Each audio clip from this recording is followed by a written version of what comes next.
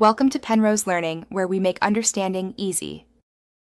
You start by confirming the watch is unlocked and connected. That avoids delays when clearing notifications. Swipe down from the top of the watch face to open Notification Center and locate the small red dot at the top center.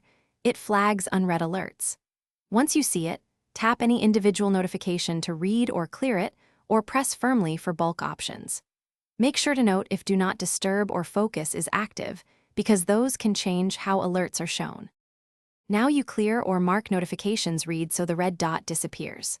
Scroll with the digital crown or swipe to find older items, then swipe left and tap clear on each. If you prefer bulk clearing, press firmly to reveal a Clear All button and confirm. That removes all unread flags. Once done on the watch, notifications sync with your iPhone. Opening the iPhone's Watch app or Notification Center can also mark messages as read, ensuring the red dot won't reappear. Finally, turn off the red dot permanently or fix persistent issues. Open the iPhone's Watch app, go to Notifications, and toggle off Notification Indicator to remove the dot entirely. If the dot persists after clearing, restart the watch. Hold the side button, slide to power off, then restart.